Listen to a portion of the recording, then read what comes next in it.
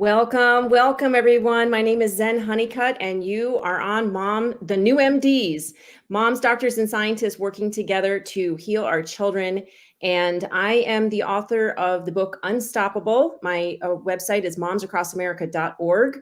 And today we have with us, as always, Dr. Stephanie Seneff. She is an MIT senior scientist, PhD, with the book Toxic Legacy: How the Weed Killer Glyphosate is Destroying Our Health and the Environment.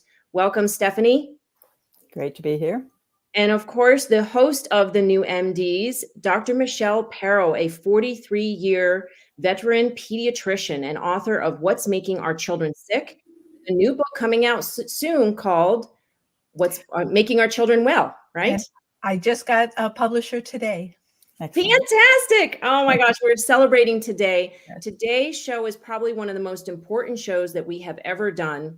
And I really want to acknowledge Dr. Michelle Parrow because she spearheaded this project to test baby formulas for heavy and toxic metals. And we're going to get into the reason why I'm saying toxic and heavy metals. Both of those words, Michelle will describe that.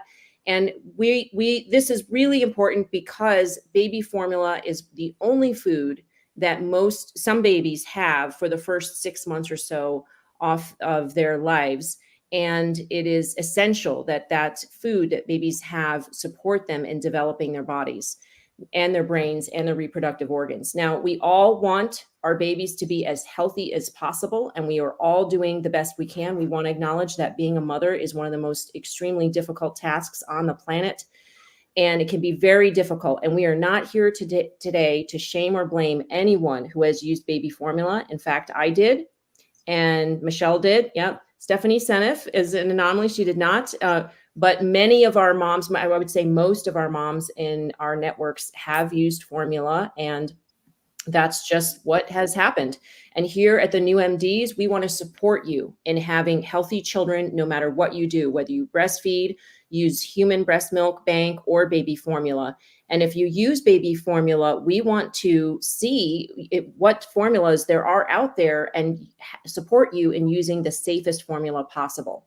So Dr. Michelle Parrow of GMO Science had an idea. Let's test these baby formulas for heavy metals. And Dr. Stephanie Seneff, knowing what she knows about the synergistic effects of glyphosate, which has been found in baby formula, and other heavy metals, agreed. And Moms Across America, of course, we were on board and arranged the testing. So thanks to the supporters of GMO Science who paid for the samples and the team efforts, today we have the results to share with you to the public so you can make the choice on what works best for you and be as informed as possible. So let's get started with why test for toxic and heavy metals. Dr. Michelle Parrow, many of the people that we've had respond from our cereal testing and fast food testing and school lunch testing that Moms Across America has done is said, oh, but heavy metals are naturally occurring, as if it's not a problem. So tell us, what is the problem with having toxic and heavy metals in our baby formula, please? Absolutely. Thank you, Zen, for that introduction. It was perfect. And I agree. I was inspired to do this work because of the testing you and Moms Across America did on school lunches, and by the work that Stephanie's done on various heavy metal and other toxic metal studies, which we'll talk about during this conversation today. When I saw 100% of school lunches were positive for toxic metals, that's how I got on this. And then when we had our previous guest, Dr. Renee Joy Dufault, talk about high fructose corn syrup being a source of metals, including heavy metal toxic mercury, that is when we started looking at this like, wait a minute, high fructose corn syrup contains mercury? Well, that is the main ingredient, like over 50% of many of the infant formulas on the market. That's the historical perspective of how this all evolved.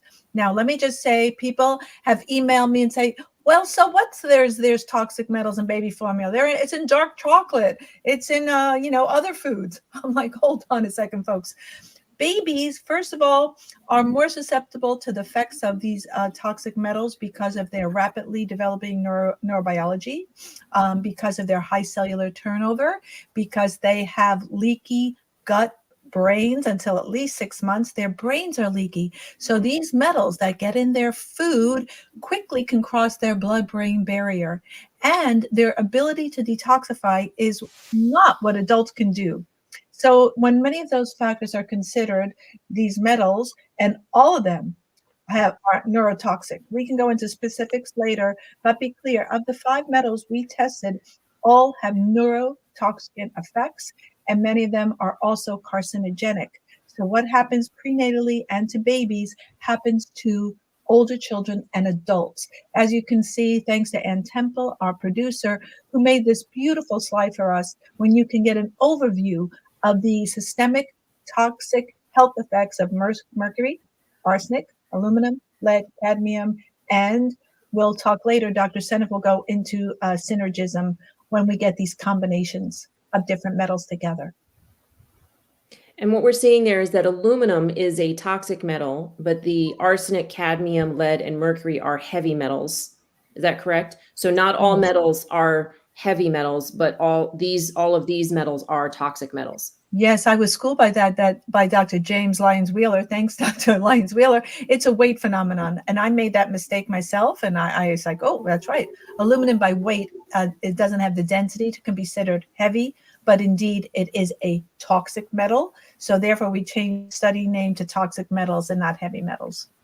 Great. And all of these metals can cause neurological damage, cancer, behavioral issues, learning difficulties, hearing difficulties. There's so many symptoms on here that are really quite scary for parents and really are the reason for why we're compelled to learn more about what's going on with this formula. Can you tell us about how much, if it's a small amount, we'll get into the details of how much heavy metals we found in the samples, but people might say, well, if it's a very small amount, and babies are so small, they're only eating a little bit every day. Can you tell us a little bit about how much are babies eating or consuming a formula per day? And we have a beautiful slide of the sample feeding for a baby. And so remember, for the first 6 months of life, if a baby's being exclusively formula fed, this is how much, by age, how much fluid they're getting in per day. Now, these are guidelines. Some take more, some take less, but these are the guidelines. So when I calculated how much aluminum, for example, that a baby would get over 1 month, it turned out to be an ounce. When I looked at our formula, which had the most aluminum, that's 1 ounce of aluminum. That is so toxic. So these metals, these toxic metals, are cumulative. So babies who are not excreting them are taking this in every day, every 2, 3, 4 hours until 6 months when we introduce solid foods. We don't start to give wean babies off of formula until about 12 months of age. That's by tradition, when many babies are transitioned to regular cow's milk. Most baby formulas are derived from cow. Historically, they've used horse, donkey, camel milks, but now we essentially use cow milk for our source of dairy. Okay, we're going to get right into the results, and then we're going to have Stephanie comment on the results. Let's get that slide up. The results of the toxic metals in baby formula were that 100% of the 40 samples tested contained aluminum and lead. We tested 20 different brands, 2 samples of each from different locations across the country. 50% of the samples tested positive for arsenic, 55% for mercury, which is very toxic, 35% for cadmium, which is a carcinogenic. 6 of the 20 formulas were positive for all 5 toxic metals in both samples. And these are not low levels. These are concerning levels. At 41,000 parts per billion, that's 41 parts per million, aluminum levels in goat's milk baby formula were 4,000 to 40,000 times higher than the other metals in the formulas tested. And this was a very big surprise for us and something that really needs to be investigated further. Levels of mercury in 4 samples measured above the limit allowed by the FDA in drinking water. And levels of cadmium in both samples of 1 formula were nearly twice the level allowed in drinking water. So these were some very surprising results. Stephanie, do you want to tell us what you thought when you saw these results? Yeah, I was especially surprised that we got so many positive results because I expected to get a whole bunch of not found, not found, not found, and we had very few. It was found in Yeah, just about all especially of the since samples. we tested for organic, we tested plant-based, we tested non-organic, and we tested soy-based and goat's milk and cow's milk formula. So we expected some of them at least to not be positive, correct? Right. And the thing is that the combinations is what makes things really toxic, and nobody studies the combinations. It's bad enough to, I mean, they hardly even do enough studying of the individual metals, but in combination, they are much more toxic than they are individually. Yeah, and we have some more information where some slides we're going to talk about with that in studies. But Dr. Pero, what did you think when you saw these results? Well, I was so surprised. What really knocked me off my chair was that 100% were positive for aluminum and lead. And as Stephanie already mentioned, not all heavy, or I should say toxic metals carry the same neurologic weight. So for example, mercury is really toxic, then lead, then probably least aluminum. But again, there's this synergism and what we even refer to as negative synergism. Together, they have a worsening effect. Lead, there is no safe level of lead. So the fact that they were all lead positive was frankly shocking. And the effect that we reported out aluminum in parts per million, and that was 1,000 plus times higher than the other metals, which were parts per billion, was quite shocking. And the fact that some formulas had all the metals was equally, I was quite surprised. I was glad to see that not as many samples contain mercury, which is what I thought we were going to find were more samples with mercury. But mercury there's no safe level of mercury either. We allow it. It's in fish, various fish samples. But let's be clear, it's extremely neurotoxic for children and certainly the development loss of IQ. It easily crosses the blood-brain barrier. So I'd have to say I was pretty amazed by the findings. And can we get back to the synergistic effects, Stephanie? We know that glyphosate has been found in baby formula. Moms Across America did testing on Pediasure feeding tube liquid and found 6 out of 20 of the samples were positive for glyphosate. And Anthony Samsell said he found similar results in the samples he tested of baby formula. This was several years ago, and he found up to 170 parts per billion of glyphosate in Enfamil Pro Sobi liquid infant formula. And so that's not low levels of glyphosate. And then you combine that with aluminum and potentially fluoride that's in the water that is added to these formulas, especially the powder formulas. What kind of synergistic effects do you think that we could be having with all of these different toxic chemicals combining together? Well, I was an author of a paper on that, and I don't know if Anne can put that paper up here. Yes, environmental toxicants and infant mortality in the United States. And we published this paper many years ago, and we found our big point was the synergistic toxicity among the different components, because things get much, it's not just ×2 when there's two things. And here's a quote from that paper. In real life context, low-level toxic injuries are rarely caused by just one toxicant in isolation, but rather by some combination of toxicants working synergistically. The underlying principle was demonstrated nearly 4 decades ago by Schubert et al. Rats injected with a dose of a mercury salt that would leave 99% of them still surviving for at least 10 days, which was a dose judged to be LDL1, meaning lethal at 1%, lethal only to 1% of the animals, but which simultaneously also received an LD1 dose of lead, so LD1 of 2 toxic metals, or cadmium, all died. So of the 3 metals studied, mercury was the most toxic, then lead, and then followed by cadmium. And combining the mercury salt with only 1/24 of the LD1 of the lead salt killed 50% of the animals. So synergistic effects, therefore, were shown to be greatly magnify the injuries produced by the toxin studies. I think this is extremely important. And in that paper, we were focusing on the fluoride in the water, which we were concerned about. And we brought in all these other elements that would interact with the fluoride to cause increased toxicity of the fluoride, and in particular, aluminum. And we singled out aluminum combined with fluoride, which reacts together to make aluminum fluoride. And that is known to be a mimic of phosphate. And phosphate plays a huge role in metabolism. So aluminum fluoride goes everywhere phosphate goes and messes things up. And that, I think, is a serious contribution that people are not really thinking about. The combination of the fluoride in the water, which is only put in there because it's toxic and they need to get rid of it by distributing it across the country. And Now, that combined with the aluminum. 1 second. You said aluminum phosphate plays a huge role in metabolism. What does that mean? Phosphate does. Phosphate does. Phosphate And then does. aluminum fluoride looks like phosphate. So it behaves like phosphate in the chemistry, in the biochemistry. And by a like huge phosphate. role, what does that mean? A negative impact on the No, metabolism? phosphate is essential, and it's part of all these phosphorylation cascades. It's very intimately connected with all the metabolism and the various pathways that are activated. So when you're activating a pathway that normally gets activated by phosphate, but you're doing it with aluminum fluoride, it's not a natural activation of that pathway. So it's happening in a situation where it's not supposed to happen. And that can affect bone growth and growth of children. That's a direct impact on children's ability to physically grow. Yeah, and in fact, phosphorylation, of tau, phosphorylated tau leads to Alzheimer's disease. To Alzheimer's. Okay.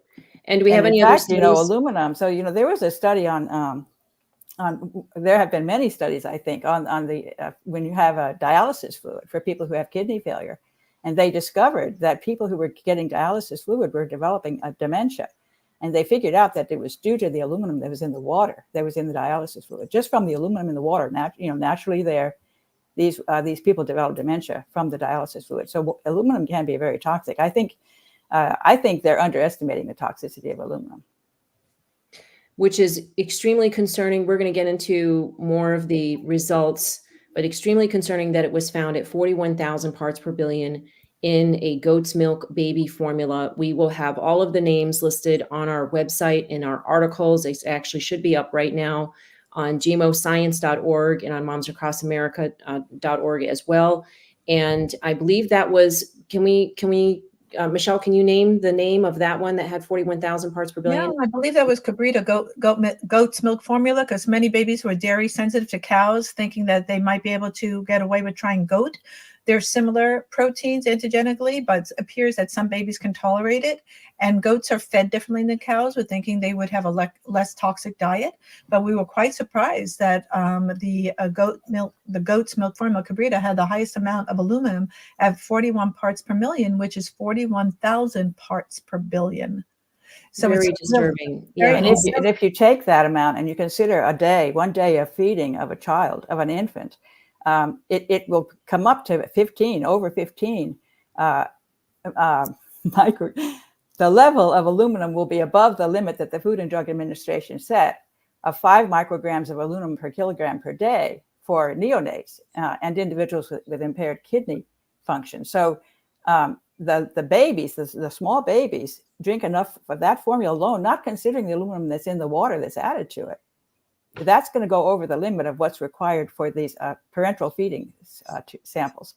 Right, because what we didn't study is, we studied powdered formulas and not liquid formulas, because we didn't know the source of the water. But parents making these formulas at home, I don't know the percentage that are using a filter or those using tap water. So there can be added contaminants from tap water, including lead, fluoride, obviously, and depending on where you live, other contaminants as well, certainly chlorine, other things. So that needs to be factored in.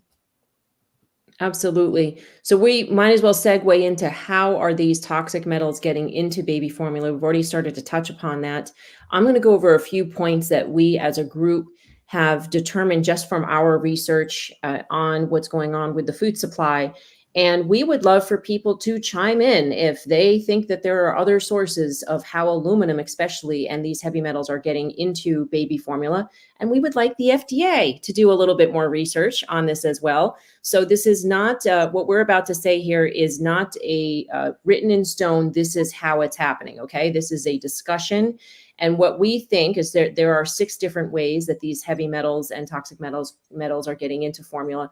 The first one is contaminated raw ingredients. We want to say right off the get-go, we do not believe that these heavy metals are being added intentionally. We believe that these are contaminations of the milk solids, the corn solids, that's high fructose corn syrup, and the vegetable oils. In fact, it was Renee Defoe who mentioned that mercury is often used in the process for extracting the high fructose corn syrup, like in the process of making high fructose corn syrup.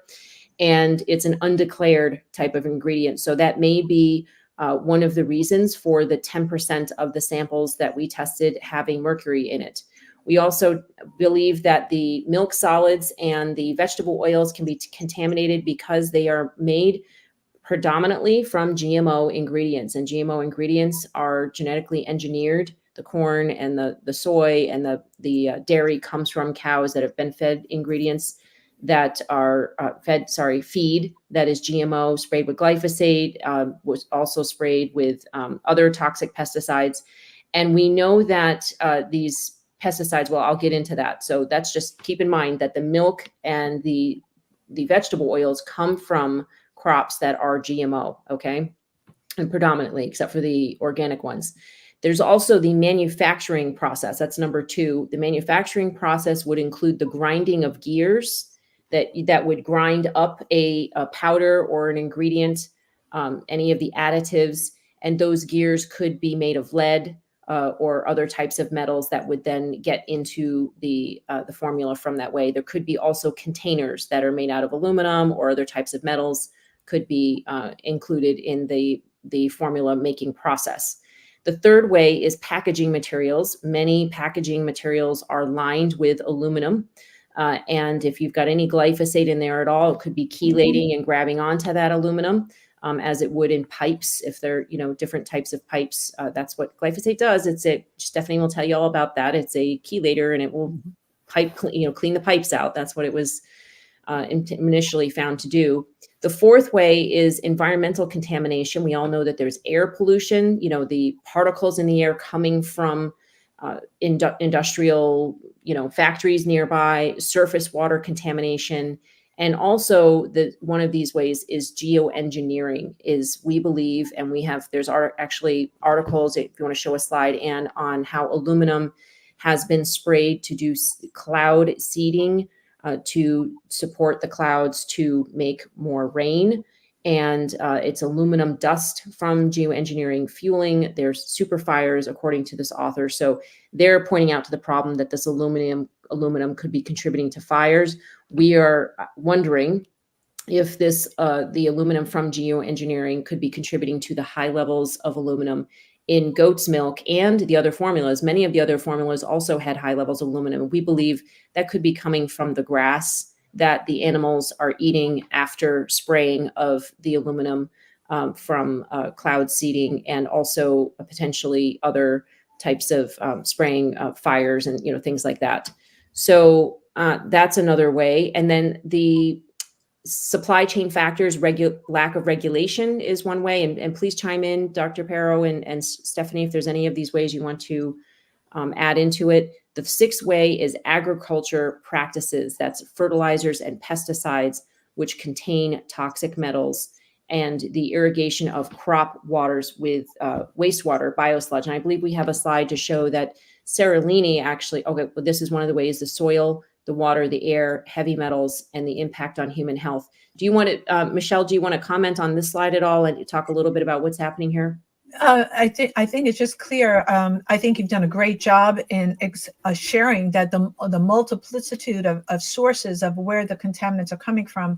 The majority are coming from the soil, but you cannot negate the air water aspect of it. So this is very important, and we want to be extra careful in terms of our vulnerable babies and what they're receiving. And we can go into at the end of the show ways to remediate this. So I think you're doing a great job. I just want to make one thing: 35% of our formulas contain mercury, and 10% of those 10% of those had higher than the EPA recommendations for mercury in water. Okay, I stand corrected. More contain mercury than just for the record. But I think you've covered this topic super well. And I would just add, again, glyphosate chelating. You mentioned that with the aluminum, but also I think glyphosate is chelating the lead off of lead pipes. So any water that's been pushed through lead pipes with glyphosate in the water is going to strip off the lead and increase the level of lead in that water, which is then going to get into the food supply and, of course, also into the drinking water. Yeah, and Jennifer adds in regular jet fuels. We have jet fuels basically kind of raining down on us all the time. All of the airplanes flying all over us and getting into the soil. So the soils, whether they're organic or conventional, are contaminated now with heavy metals. That is just a really unfortunate fact. Moms Across America has been promoting organic food for a very long time now, and we are completely dismayed to find that many of the organic samples of foods And also these formulas that we've tested have been high in heavy metals.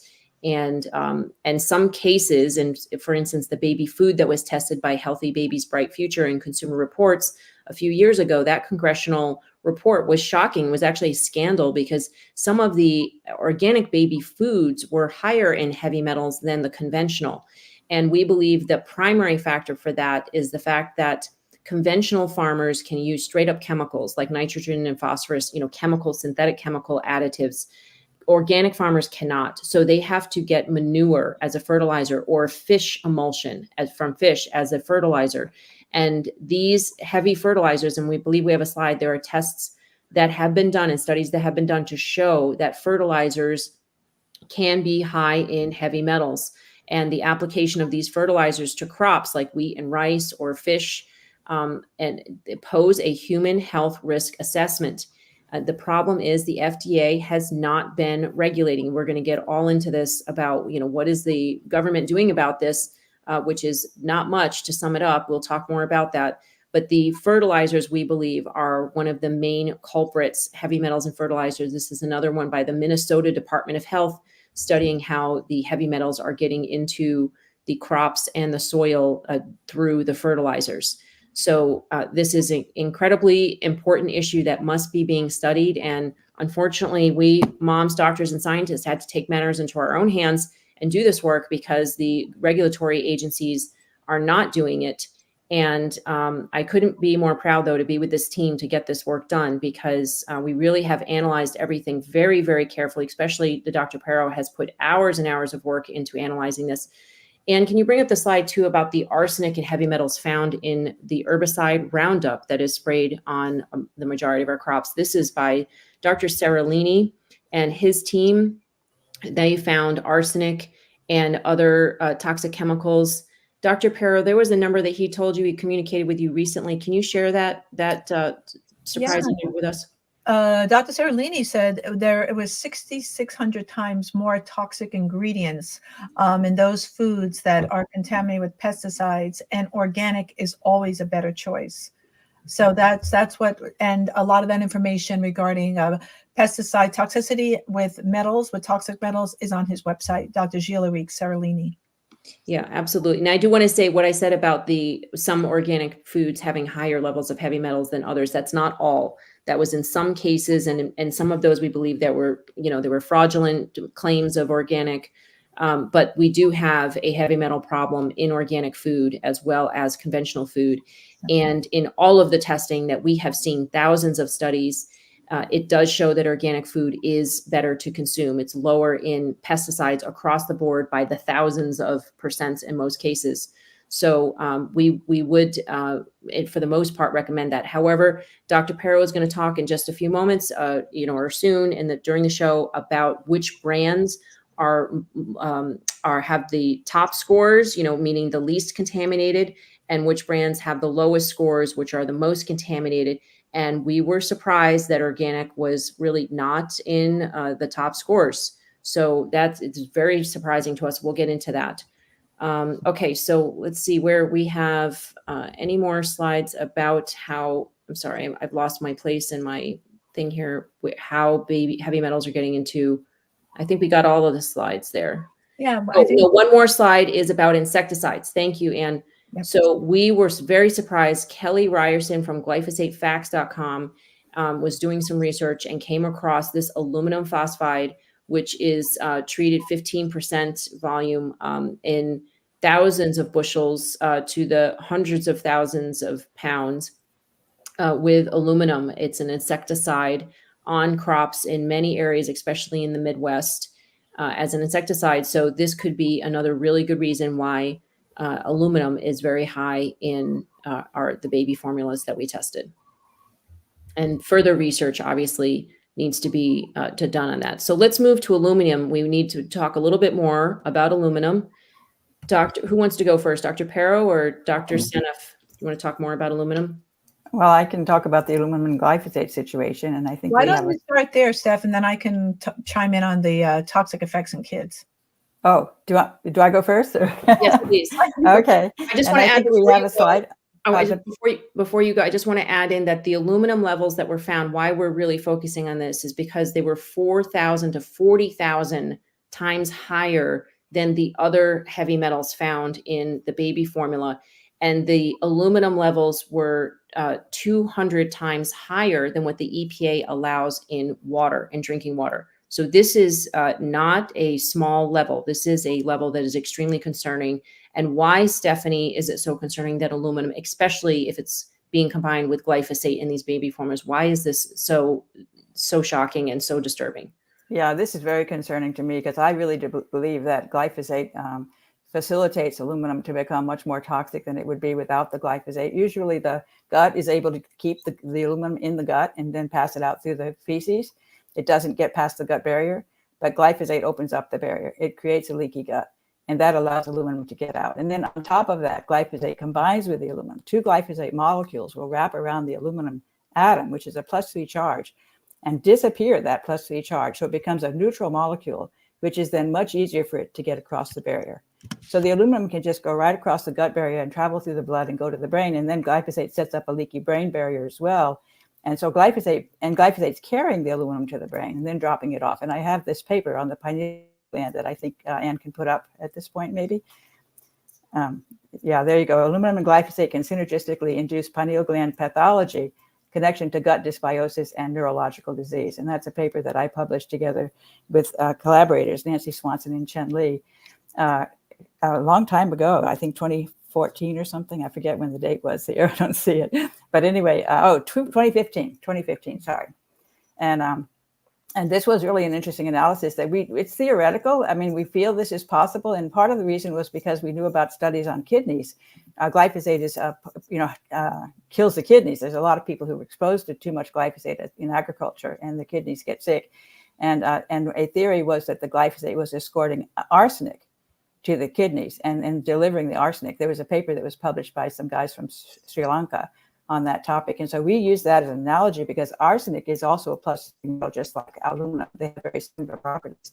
And so glyphosate can reasonably do the same thing with aluminum that it does with arsenic. And it carries these metals to places where the pH goes, the 4 parts of the blood, which is those terminal areas at the brain, at the kidneys.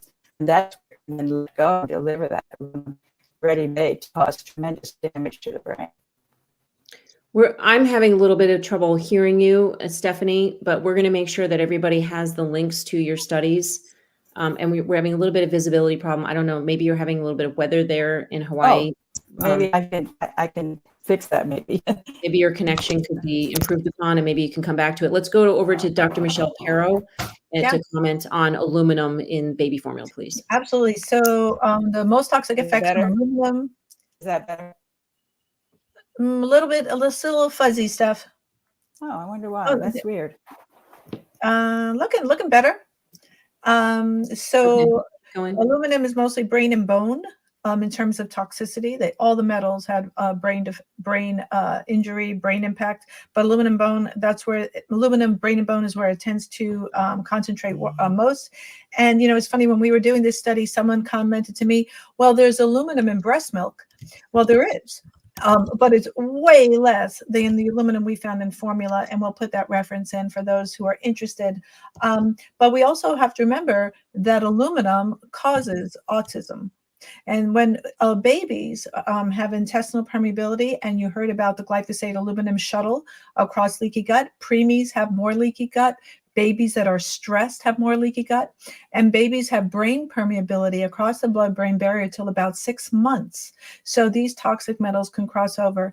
We know that aluminum, cadmium, and mercury are all linked to autism. Now, 1 in 20 in California, 1 in 13 in New Jersey, state by state. But you can see we have a tremendous health crisis, neurologic health crisis in our children. And it starts in infancy. It actually starts prenatally, but infancy is where it continues because of what we're feeding our babies. So I think that's we could talk about this now if we want, this preterm birth. I was just thinking of that. Yeah, let's talk. Let me just mention preterm births because this is alarming. And Stephanie, why don't you talk about the paper? But right now in the U.S., we have an increase in prematurity. About 1 in 10 babies are now born preterm preterm, and preterm babies definitely have higher risk of all sorts of things. And many of the babies who are very small, less than 37 weeks, more like 32 weeks, so real small preemies, receive enteral feedings for those who can't take oral feedings, which also have high levels of toxic metals in them. So, and have increased risk for gut issues like NEC, necrotizing enterocolitis. It's a whole mess. We don't have to get into it. But we know that glyphosate, which is in all the formulas, unless they're organic, causes dysbiosis. It kills off the beneficial bacteria, and we'll address that in our solution section of the show. But then I want to tell you about the glyphosate and the premature birth, because glyphosate has been correlated with premature birth. Yes. There's at least 2 studies, one from Indiana and one from Puerto Rico, that were published recently. And they tested the women's urinary levels of glyphosate late in pregnancy, and they found a statistically significant correlation between high levels of glyphosate and premature birth in both of those studies. And that's very concerning, because preemies are much more sensitive to all the toxic metals because they're so small and they need to grow fast. They're going to be very much more susceptible to damage from toxic metals than babies that are a bigger size and have a better chance to, and are healthier because they're not preemies. The preemies are very high risk for damage from metals because of those issues. And I want to be clear, the reason why we are mentioning glyphosate is because it has already been found that glyphosate is in baby formulas and many baby formulas. And glyphosate increases the harmful impact of these other environmental toxins. So that's why it's so important. On their own, these environmental toxins would cause harm, but combined with glyphosate, it is especially toxic. And then with multiple heavy metals combined together, also additionally toxic. And the fact is we don't have studies to show exactly how harmful this is. They don't do human studies on babies with, or humans with these heavy metals and toxic metals or pesticides. In fact, when we met with the EPA, I said to them, you're allowing glyphosate in our food supply. It was also getting in breast milk. I'm sorry to mention that. But we did find it in a mother who ate a lot of conventional food, ate out at restaurants a lot. And they said, well, we have many studies to show that it's safe. And I said, well, no, you don't, not on humans. And they said, well, of course not, because it's not ethical to test for pesticides on humans. And I said, well, if it's not ethical to test for pesticides on humans, and I guess apparently they're not doing that with heavy metals either, how is it ethical to allow it in our breast milk, or now, as we know, in our formula as well? And they really had no answer for me on that. So we're continuing to press the issue with especially the FDA right now. So let's move on to, what are the regulatory agencies doing about this? Michelle, you've done extensive research on this.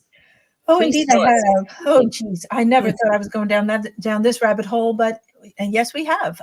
Well, the FDA turns out doesn't regulate infant formula. Infant formula companies report to the FDA, but they don't actually regulate them.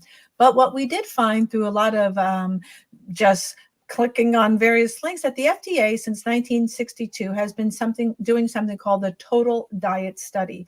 And this was essentially to look at radioactivity, not toxicants, other like, metal toxicants.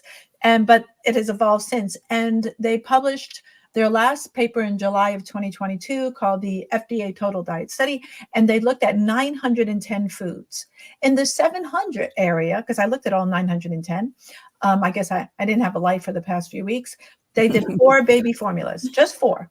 And what they found were 2 didn't test positive for metals. They looked at arsenic, cadmium, lead, and mercury. They didn't do aluminum, and 2 did. And not only did those 2 test positive for toxic metals, I should say heavy metals in this case, they also tested positive for uranium, radioactive material, in 2 of the formulas.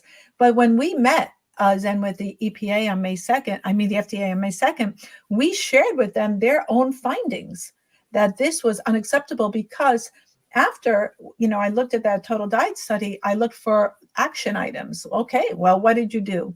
Did you go back and tell the formula companies they needed to remediate? And there are ways to remediate the metals out of the formulas, by the way. There are advanced filtration methods that formula companies can use to eradicate the metals, just saying, but there was no action. And so that was our recent conversation with the FDA, and it sounds like they are acting on it. Maybe you want to talk about that, Zen, what they're planning to do.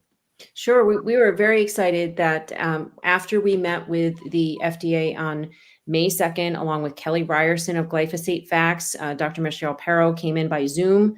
And we also had Siekman and Associates, two lobbyists that actually have a background in the Corn Growers Association, things like that. They know what was going on in the food supply, and they supported us with getting these appointments together. We met with the FDA with Jim Jones, the head of Human Foods, and some other members of his team, a head of regulatory affairs. And they did listen, and they did agree with us that baby formula should be included along with any policy that has been created or will be created regarding the regulation of heavy metals in baby food. They did agree with us. And the only regulation that they currently have, it's actually not a regulation, it's a policy called Closer to Zero, which came out of the scandalous baby food testing results that Healthy Babies, Bright Future and Consumer Reports put out a couple of years ago. And that congressional briefing and report was quite disturbing, and that did actually cause policy to be created. But it's more guidelines. I shouldn't say policies, more guidelines right now. It's not rules, and it's just encouraging basically the baby food manufacturers to get closer to zero with heavy metal levels, and within the next, I think, 3 to 5 years. But it did not include baby formula. So after this meeting, we were really actually quite surprised to find out that on May 9th, CNN put out an article. I think we might have an image on that, saying there's a new bill that aims to limit harmful heavy metals found in baby food. And further down on that article, we don't have an image of it, but essentially the head of the FDA said that we have requested that baby formula be added to this new bill and other foods that are critical to children, that children consume. So they listened to us, they saw the data, they listened to us, and they are making efforts to have baby formula added to the baby food regulation. And what was really disturbing was that they were waiting on Congress to approve their mandate to be able to regulate heavy. So I didn't know this, that our senators and representatives are the ones that are holding up the show here and being able to regulate heavy metals in baby food and baby formula. So that's why it is so important that all of you contact your senators and your representatives and let them know, hey, we want safe baby food and safe baby formula, and we need you to regulate it for heavy metals, toxic metals. And while you're at it, pesticides too. How about that? Well, and thank you, Zen. Zen put together a petition that you can find on Moms Across America and on GMO Science, a petition that you can sample copy and send it to your Congress people to get this moving, because we are setting up our children, starting in infancy, for a lifetime of chronic disease, of neurologic, metabolic, physiologic disease. So, it's this is imperative for all people, not just parents, grandparents too, just step in and protect our children against the assault on their health from food toxicity. Now, I just want to add there with this, California in October passed a bill, AB 899, which also restricted some toxicants in baby food. But for some reason, baby formula was eliminated from this bill and not considered baby food. Well, formula is a synthetic version of breast milk. That's the whole idea of baby formula. It's baby food. It's infant baby food, but it's baby food. And for reasons that are unclear to me, they were not included. So this is a shout out, not just to California, but all the states to step up. And we know that individual states can have impacts. States can pass their own laws. Oh, yes. California recently. California had tremendous impact with its glyphosate association with cancer. Yes. So this, it's not to say that you can't contact your own state legislators to create action at the federal level, at the state level. Yes, absolutely. So please go to momsacrossamerica.org and gmoscience.org and click on the link that, or maybe included right at the bottom of the article, copy and paste that and send it directly to your senators and representatives. I'm sorry, right now we do not have one of those platforms where you can just fill in the thing and click it, and all those cost tens of thousands of dollars. We need more funding before we can have that. But we believe in you, that you can copy and paste and send an email. And we have provided a link for you from USA.gov where if you put in your address, they're not tracking or anything. They're just trying to find out where you are so that they can tell you who your senators and representatives are.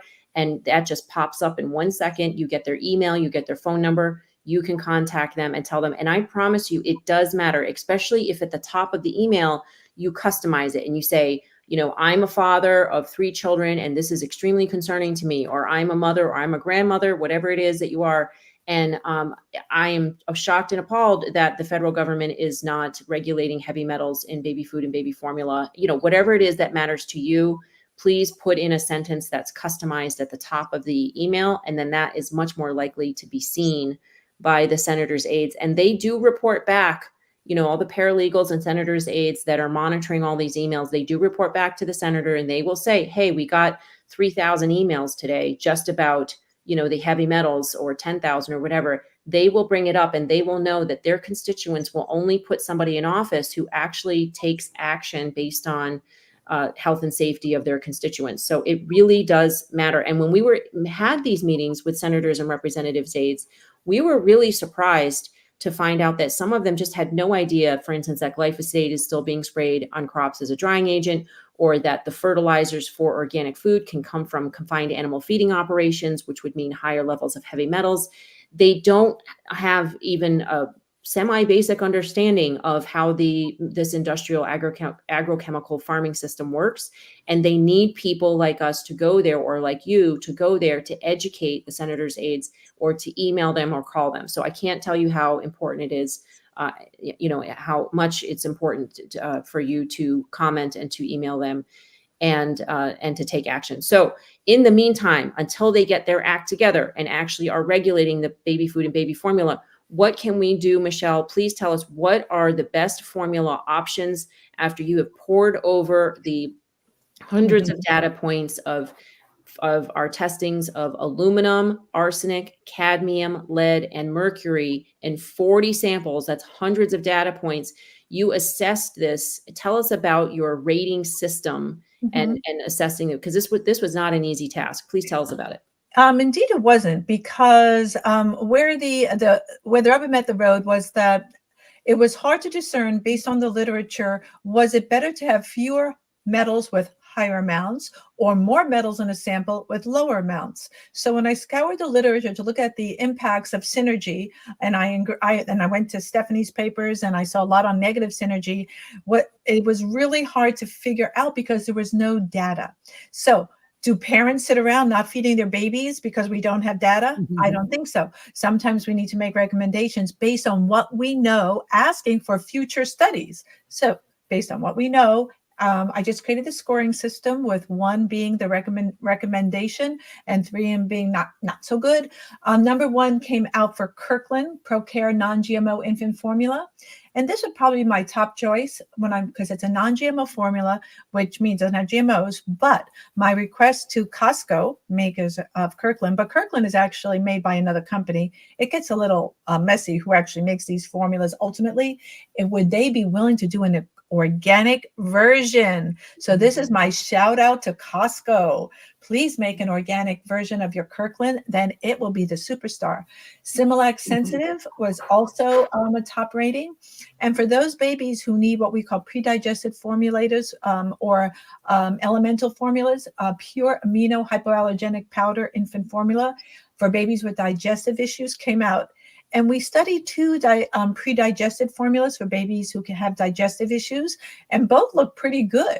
And so there may be something in that process that's lowering the toxic metal load. So that's something we can look So that's into. the hypoallergenic process is what you're saying. Yes. They both look pretty good. Yes. Okay, Anne, can you put the slide up, please, of the top scoring and the lowest scoring, so that people can take a screenshot of that? Putting those on, the one that came out pretty okay was Gerber Good Start Gentle Pro and Earth's Best Organic Sensitivity Formula. And I wanted to make sure I get the number 2, kind of middle of the road, the Gerber Good Start, because that formula is on a lot of WIC, Women, Infants, and Children's Milk programs, which is the federal government assisted for low-income families, where you can get formula.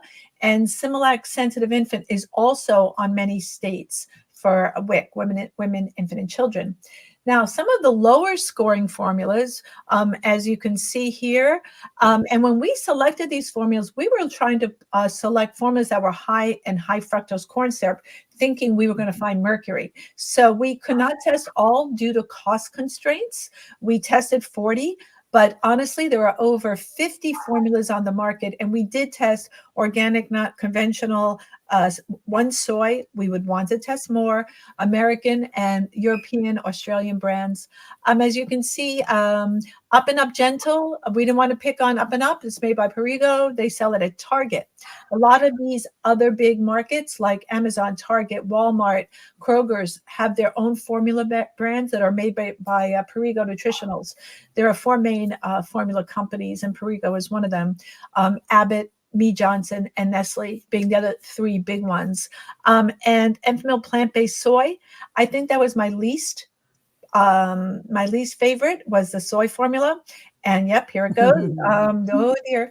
I would love to see more soy formulas tested, but we know it's going to have GMOs and pesticides in it because it's not organic. And this is when to use soy formulas. I don't like soy formulas as a pediatrician, but when babies are dairy intolerant or have a cow's milk protein sensitivity, pediatricians will often, or other practitioners of children, switch to a plant-based like soy. So we have to do better here. And I have some ideas we could talk about at the end of the show on how to deal with this for those infants who are taking soy-based formulas. And this Enfamil Pro-B liquid formula, or this powder form, this was the one that StamCell tested and found 170 parts per billion of glyphosate in it. So this really is the one to look out for, to not, well, it's up to you whether you purchase it or not, but this is the one that was contaminated with glyphosate as well. So these are the best formula options. Are there any things that we can do to detox in the meantime? Oh yeah. So this is not like, oh my God, there's nothing to feed my baby. Well, not true. There's things we can do. Number one is mom. Some moms are partially breastfeeding and partially formula feeding. So make sure your diet is pristine, lots of organic regenerative foods. Make sure that your nutrients are adequate. Zinc and iron will offset heavy metal toxicity. For those babies who are exclusively formula fed, formula companies, it behooves them to make sure that you want to get an iron-based formula and that they have adequate zinc in them, which is really hard to discern if you're a purchasing parent. So remember, high nutrient density, both in mom and in the formulas, will offset some of the toxic metals. That's number one. Number two, using a water filter. If you are using the powder-based infant formulas, make sure it's a water filter that also takes out fluoride. So some of the standard carbon water filters that people purchase do not. You have to go, I think EWG, Environmental Working Group, has a listing of good water filters, and you want to invest in one that takes out fluoride. And again, I refer to, thank you for Stephanie's paper for hipping me to that.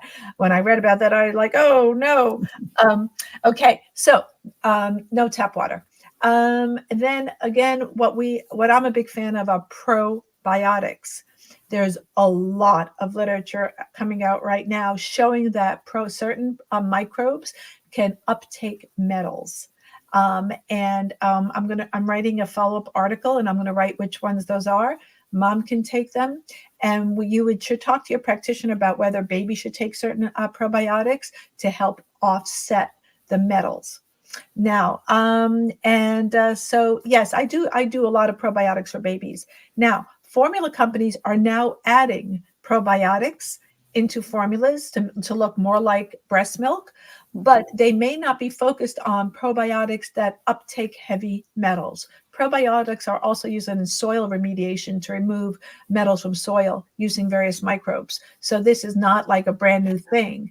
And there are certain ones that are beneficial, like Lactobacillus rhamnosus does it, Lactoplantibacillus does it. There's one called Pediococcus that does it. There are different microbes that do it. So you got to be careful on preemies because they have some different issues, but most babies can tolerate probiotics really well. So that's another thing. Last but not least, For babies who are dairy sensitive, gosh, they're a problem. For babies who can't drink regular cow's milk, and our goat formulas didn't look great. Even Bub's Organic didn't look so great, which was disappointing. I still wanted that goat formula to look good. But until that change happens, I was thinking a research project we need to do is look at if we were to put a small amount of digestive enzymes that break down dairy, and whether babies could tolerate the dairy formula with a little bit of digestive enzyme that breaks down dairy instead of using soy. So in my own patients that I can monitor closely, I might try that. But of course, this is not meant to be medical advice or a recommendation to any family. Work with your own practitioner. So that's some ideas on what people can do. Did I cover it all? Any other questions? Or there are more, and I have a paper follow-up that I'm going to post on GMO Science after the show. But I think that's an idea of what we can do. I would just add in that you can also use human breast milk from breast milk banks, and Moms Across America has a great article by Angela Braden, one of our writers, and she has that on momsacrossamerica.org. So please check out getting breast milk from from community. You know, it takes a village type of thing from your community, and especially there are a lot more people now who are aware about eating organic and eating clean, and you would really be doing your baby a great service if you cannot breastfeed to use human breast milk banks. And should say a word on whether you can make your own formula. You know, when you look at the literature, the FDA says, no, never make your own. You're going to contaminate it with infection. The American Academy of Pediatrics says, nope, do not make your own. But for those of you who are maybe interested, Sally Fallon Morell, Nourishing Traditions, has a formula for making your own formula. So I'm not saying pro or con whether you should do it, but there are ways that you can make your own formulas. And over the years, I have had families whose babies were sensitive to dairy who did make their own formula successfully. So it's not to say that can never be done, but I would be remiss if I didn't tell you that it is not sanctioned by various organizations who are involved with baby feeding. And again, for those parents who do receive WIC, Women's, Infants, and Children, I would say look for Similac Sensitive or Gerber Good Start Gentle, if you can choose from the formulas, because every state is different, it turns out, on which formulas, which formula company got the contract for that state. And it apparently lasts for 4 years, and it's a whole thing. So that's something for the WIC families. Let's see, what else we want to say about that? I would say I think those are my main recommendations for now. And then, of course, at 6 months of age, we can start introducing solids. And usually we recommend off formulas by 12 months when babies can just transition to cow's milk. I do not recommend toddler formulas. I'd say people switch to cow's milk at that point. Organic, free range, please. And I want to add in that we didn't cover this in the show, but it just occurred to me to mention that there is a lawsuit out right now. It's called Case for Women. And it's if your premature infant was fed formula and developed necrotizing enterocolitis. How do you say that? You said it right. Necrotizing enterocolitis. Well done. Okay. And you may be able to file a lawsuit. So we do not recommend lawyers, like we haven't worked with them. We don't know anything about it. We just want to let you know that there is a lawsuit out there now. And what we're disturbed about is that the premature aspect, the rise of premature. Don't you have some statistics, Michelle? I don't know if you covered it already on the rise of premature baby births. Yeah. I mentioned it, but it would behoove us to be thorough about prematurity. We already know the links for glyphosate. 10.4% of American births are now premature. Prematurity is considered anything under 37 weeks. Be clear that these numbers are higher in Black women, 15%, Indigenous women, Native American, Indian women, and Alaskan natives. It's much higher, approximately over 12% with prematurity. And premature babies have all sorts of other issues we didn't cover on this show. So please, if you are even partially breastfeeding moms, go organic and get the glyphosate-based herbicides out of your diet, because they do potentiate the toxic metal effects for sure. Definitely. And glyphosate by itself has been shown to increase the risk by, I think it's 40 to 60%. It's much higher levels of premature birth in women who were exposed to glyphosate. That has been shown multiple times in multiple studies with dozens and dozens of women. I think it was over 100 or 70 something women. 71 in Indiana. 71 in And Indiana. there were a bunch in Puerto Rico as well, northern Puerto Rico. Both of them showed statistical significance. Just looking at glyphosate levels in the urine late in pregnancy compared to the risk of premature birth. I thought it was amazing that you could get a statistically significant correlation. Yeah. And a premature birth means almost for sure formula, because the baby is not actually capable yet of breastfeeding and they need 24/7 care in NICU. So that means exposure to these toxic infant formulas. Last thing, I must bring this up because I know our time is drawing nigh. Colostrum. So there is a substance in breast milk called colostrum. When babies are fed colostrum, it really seals up the leaky gut. And formula-fed babies don't get that. So there are ways to add colostrum to formula feeding. You could take it as a supplement even. They sell colostrum, but it's expensive. So that may be another way to get colostrum in breast milk. I mean, in formula, mimicking breast milk. So there are solutions, and we do have a list. If you could show the slide one more time of the top scoring and the lowest scoring. We want to make sure, please, to share this image with your friends and family who have babies, and so that they can be more fully informed. We have the full list of all 20 brands on gmoscience.org and momsacrossamerica.org. We so appreciate the people who have watched the show, who have shared the show, and for all the media that has the courage, that you're out there, if you have a podcast or a blog and you have the courage to share this information, we absolutely need it, because most mainstream media people will not cover this. We really appreciate getting the information out there. Thank you, Dr. Michelle Pero, for all of your amazing research and hard work and dedication, and Dr. Stephanie Seneff for studying aluminum glyphosate for many, many years and weighing in on all of this in a fantastic way. Thank you both very much. Thank you, Zen. Thanks, Steph.